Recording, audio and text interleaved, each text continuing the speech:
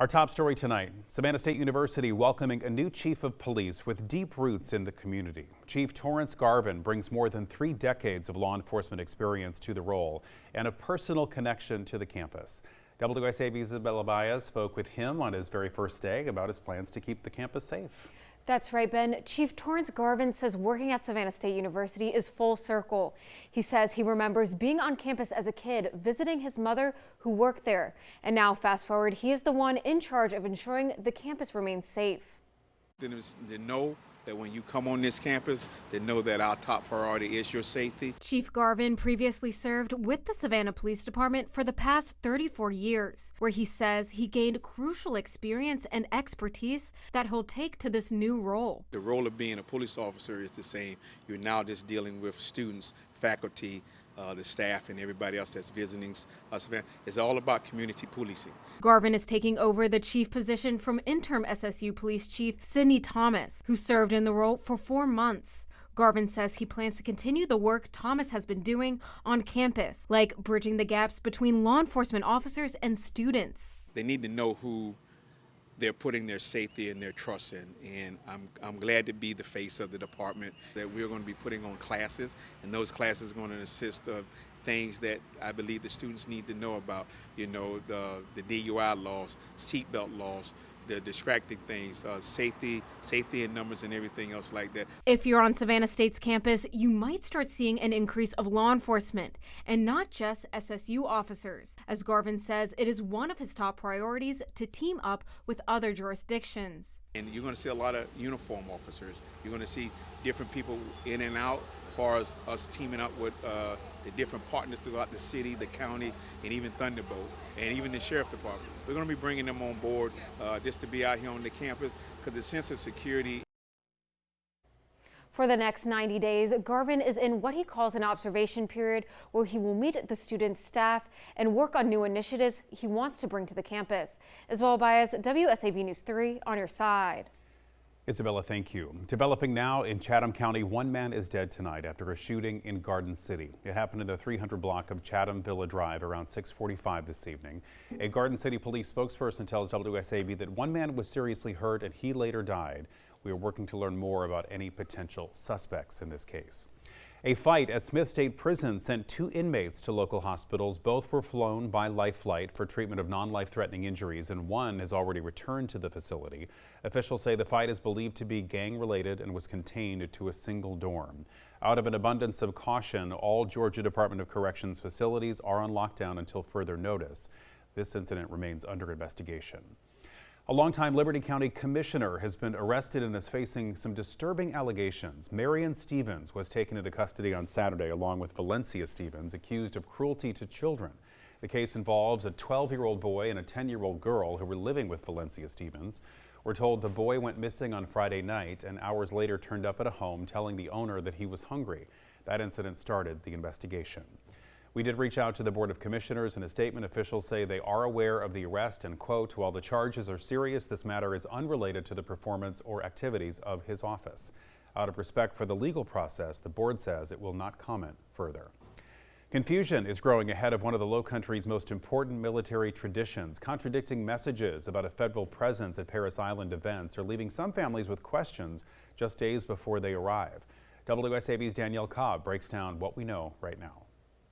Will ICE agents be here at Parris Island's Family Day and graduation? We were told yes by base officials yesterday and then no by an ICE spokesperson. And even after talking with base officials Wednesday, due to operational security reasons, I can't specifically cite which federal partners will be present for graduation this week or future weeks. It's unclear what federal authorities will be on site for the 2 events. This confusion started after the Recruit Depot's website indicated federal agents would be on base screening and checking immigration status. At least that was the message yesterday morning until language changed hours later. One of our challenges is to ensure that we clearly message to all potential visitors who are coming to Parris Island what the requirements are to access the installation. We want to make sure there is no doubt in anyone's mind. Or for anyone to show up to the gate unprepared, they tell me. The federal agents are set to help get the 2,000 to 8,000 visitors expected through the gate smoother and faster. Officials say it won't look any different than the last graduation. This is entirely about providing as many families as possible an efficient and effective security screening process so that they may safely enjoy their Marines graduation. We want to welcome as many families to the graduation experience as possible, regardless of their citizenship status. And in order to do so, there are certain processes which we have to follow. And in order to follow those processes, we coordinate closely with our federal law enforcement partners. The base is currently doing 100% ID checks as part of enhanced security measures. As far as potentially arresting or detaining anyone, they will follow standard procedures for trespassing without proper identification. Danielle Cobb, WSAV News 3, on your side. Traffic ticket scams are targeting some Chatham County residents, with police warning that these schemes can cost victims hundreds of dollars. Chatham County Police Chief Jeff Hadley says there are two common types of scams, one through phone calls and another through text messages. He says both often create a sense of urgency, threatening consequences if you don't pay right away. Chief Hadley emphasizes that legitimate law enforcement agencies will not contact you by phone or text to demand payment. If you do receive a suspicious call or text, police say you should contact the county or the agency directly to verify whether the message was legit. A follow-up now, the Tybee Island City Council is reviewing how they regulate short-term vacation rentals, including whether to limit how many are allowed in each part of the island. This graph shows short-term rentals compared to total residential units in 2025. Nearly half of the homes in Sector 4, the South End, are rentals. The council wants to balance tourism, neighborhoods, housing, and safety.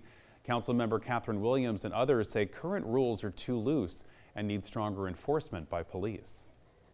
I also want us to increase the fees. I think our fees are too low. I want us to strictly prohibit parties in residential neighborhoods. I want us to address the parking. And then I want us to recognize that in spite of all of this, it's still not enough. The council is also discussing the future of STR transfers, homestead exemptions, and applications and signage. There was not a vote tonight. The next council meeting is April 9th. New tonight, 3 Republican candidates plus a write-in hopeful vying to challenge Senator Jon Ossoff in Georgia's U.S. Senate race. They made stops in coastal Georgia today, speaking directly with voters about the issues. WSAV's Jillian Coles was there. At a luncheon with the Chatham area Republican women, Congressmen Buddy Carter and Mike Collins, retired Brigadier General Jonathan McCollum, and write-in candidate Christina Clements spoke about key issues. According to a March 5th Emerson College polling Nexstar Media survey, Carter and Collins are top primary contenders. Both current members of Congress highlighted their work in Washington. All of those things are very important. Jon Ossoff voted against that. I voted for that. I'll continue to vote for that. I delivered, not just for the people of Georgia, but for this entire country, especially with that Lake and Riley Act. It has made the country and the people of this state much safer. McCollum spoke to his military background, saying Georgia needs a leader with his experience. Fort Stewart and Hunter Army Airfield were bragged. Who's going to negotiate it for it? Who do you have to negotiate this? You don't have anyone right now in the Senate that understands this. We need someone who understands the infrastructure, the priorities, the missions. When we do that, these organizations will survive. Today, candidates outlined how they would address major issues facing the federal government if elected, including the ongoing partial shutdown. I told the Speaker of the House, Mr. Speaker, I came up here to work. I don't care how long it takes. We need to make sure that we get it right, not just get the job done. And I'm willing to stay here. I don't care if it's Sunday. We'll just stop the whole worship service and just go back to work. Right now, more than ever, I would submit to you, we need funding for the Department of Homeland Security. We're involved in a conflict in Iran right now. Our terror alert is up. Now, we in the House have passed funding for that 4 different times. The Georgia primary election will be held in May to see who will be on the ballot against Jon Ossoff for a seat in the U.S. Senate. Jillian Coles, WSAV News 3, on your side.